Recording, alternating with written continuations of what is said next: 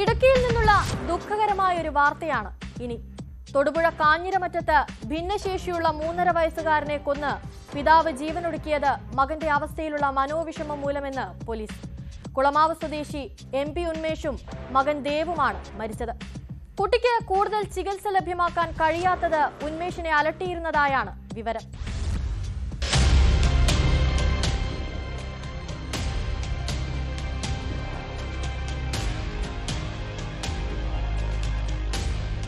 കഴിഞ്ഞ ദിവസം രാത്രിയോടെ തൊടുപുഴ കാഞ്ഞിരമറ്റത്താണ് സംഭവം. 32-കാരനായ ഉന്മേഷാണ് 3 വയസ്സുകാരനായ മകൻ ദേവിനെ കൊന്ന ശേഷം ജീവനൊടുക്കിയത്.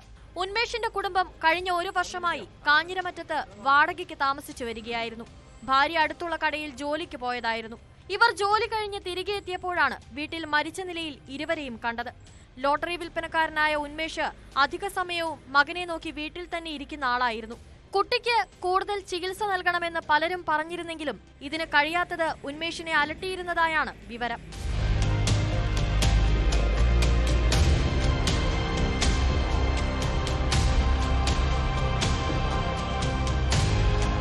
ഇരുവരുടെയും മൃതദേഹം കിടപ്പുമുറിയിലെയും ഹാളിലെയും ഫാനിൽ തൂങ്ങിയ നിലയിലായിരുന്നു.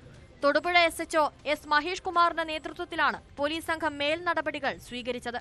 സംഭവത്തിൽ കൂടുതൽ അന്വേഷണം നടത്തിവരുന്നതായി പോലീസ് അറിയിച്ചു.